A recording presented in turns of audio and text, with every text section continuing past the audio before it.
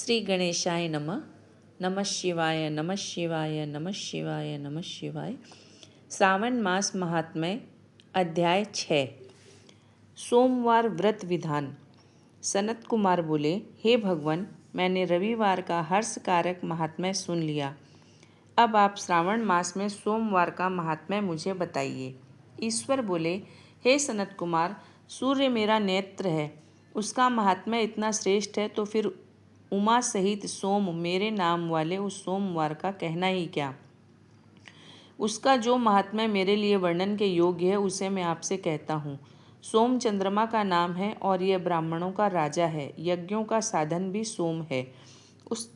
उस सोम के नाम के कारणों को आप सावधान होकर मुझसे सुनिए, क्योंकि यह मेरा वार ही स्वरूप है, अतः इसे सोम कहा गया है। इसलिए यह समस्त राज्य का प्रदाता तथा श्रेष्ठ व्रत है। व्रत करने वाले को यह संपूर्ण राज्य का फल देने वाला है। हे विप्र, उसकी विधि सुनिए। मैं आपको विस्तार पूर्वक बता रहा हूँ। 12 महीनों में सोमवार अत्यंत श्रेष्ठ है। उन मासों में यदि सोमवार व्रत करने में असमर्थ हो तो श्रावण मास में इसे अवश्य करना चाहिए। इस मास में इस व्रत को करके मनुष्य वर्ष भर के लिए व्रत का फल प्राप्त करता है। श्रावण में शुक्ल पक्ष के प्रथम सोमवार को यह संकल्प करे कि मैं विधिवत इस व्रत को करूँगा या करूँगी। शिवजी मुझ पर प्रसन्न हो। इस प्रकार चारों सोमवार के दिन, और यदि 5 हो जाए तो उसमें भी प्रातःकाल ये संकल्प करे और रात्रि में शिवजी का पूजन करे। 16 उपचारों से सायंकाल में शिवजी की पूजा करे और एकाग्रचित होकर इस दिव्य कथा का श्रवण करे। हे सनत कुमार, इस सोमवार को कही जाने वाली विधि को अब मुझसे सुनिए। श्रावण मास के प्रथम सोमवार को इस श्रेष्ठ व्रत को प्रारंभ करे।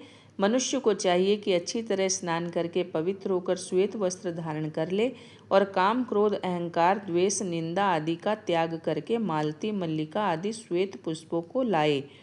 इनके अतिरिक्त अन्य विविध पुष्पों से तथा अभिष्ट पूजनोपचारों के द्वारा त्रयंबक इस मूल मंत्र से शिवजी की पूजा करें। उसके बाद कहे, मैं शव, भावनाश, महादेव, उग्र, उग्रनाथ, भाव, शशि मौली, रुद्र, नीलकंठ, शिव तथा भवहारी का ध्यान करता हूँ। इस प्रकार अपने विभव के अनुसार मनोहर उपचारों से देवेश शिव का विधिवत पूजन करे। जो इस व्रत को करता है उसके पुण्य फल को सुनिए।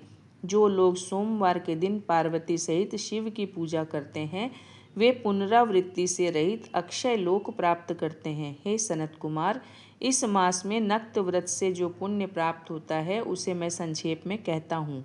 देवताओं तथा दानवों से भी अभेद्य 7 जन्मों का अर्जित पाप नक्त भोजन से नष्ट हो जाता है, इसमें संदेह नहीं करना चाहिए। अथवा इस अत्युत्तम व्रत को उपवास पूर्वक करें। इसे करने से पुत्र की इच्छा रखने वाला मनुष्य पुत्र प्राप्त करता है और धन चाहने वाला धन प्राप्त करता है। वह जिस जिस अभिष्ट की कामना करता है उसे पा जाता है। इस लोक में दीर्घकालिक वांछित सुखोपभोगों को भोगकर अंत में श्रेष्ठ विमान पर आरूढ़ होकर वह रुद्र लोक में प्रतिष्ठा प्राप्त करता है। चित्त चंचल है, धन चंचल है और जीवन भी चंचल है, ऐसा समझकर प्रयत्न पूर्वक व्रत का उद्यापन करना चाहिए। चांदी के वृषभ पर विराजमान सुवर्ण निर्मित शिव तथा पार्वती जी की प्रतिमा अपने सामर्थ्य के अनुसार बनानी चाहिए। इसमें धन की कृपणता नहीं करनी चाहिए। उसके बाद एक दिव्य तथा शुभ लिंगतोभद्र मंडल बनाए तथा उसमें 2 श्वेत वस्त्रों से युक्त एक घट स्थापित करे। घट के ऊपर तांबे अथवा बांस का बना हुआ पात्र रखे और उसके ऊपर उमा सहित शिवजी को स्थापित करें। उसके बाद श्रुति, स्मृति तथा पुराणों में कहे गए मंत्रों से शिव की पूजा करें। पुष्पों का मंडप बनाएं तथा उसके ऊपर सुंदर चंदोबा लगाएं। उसमें गीतों तथा बाजों की मधुर ध्वनि के साथ रात में जागरण करें। उसके बाद बुद्धिमान मनुष्य अपने गृह्य सूत्र में निर्दिष्ट विधान के अनुसार अग्नि स्थापन करे और फिर शव आदि 11 श्रेष्ठ नामों से पलाश की समिधाओं से 108 आहुति प्रदान करे। यव, व्रीहि, तिल आदि की आहुति आप्यायस्व इस मंत्र से दें और बिल्व पत्रों की आहुति त्रयंबक अथवा षडक्षर मंत्र ओम नमः शिवाय से प्रदान करें। उसके बाद स्विष्टकृत होम करके पूर्णाहुति देकर आचार्य का पूजन करें और बाद में उन्हें गौ प्रदान करें। इसके बाद 11 श्रेष्ठ ब्राह्मणों को भोजन कराएं तथा उन्हें वंश पात्र सहित 11 घट प्रदान करें। इसके बाद पूजित देवता को तथा देवता को अर्पित सभी सामग्री आचार्य को दें और तत्पश्चात प्रार्थना करें, मेरा व्रत परिपूर्ण हो और शिवजी मुझ पर प्रसन्न हो। उसके बाद बंधुओं के साथ हर्षपूर्वक भोजन करें।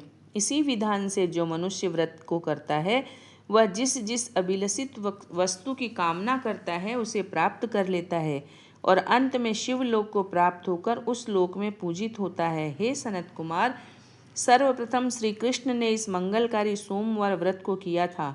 श्रेष्ठ आस्तिक तथा धर्मपरायण राजाओं ने भी इस व्रत को किया था। जो इस व्रत का नित्य श्रवण करता है वह भी उस व्रत के करने का फल प्राप्त करता है। इस प्रकार श्री स्कंद पुराण के अंतर्गत ईश्वर सनत कुमार संवाद में श्रावण मास महात्म्य में सोमवार व्रत कथन नामक छठा अध्याय संपूर्ण। नमः शिवाय, नमः शिवाय, नमः शिवाय।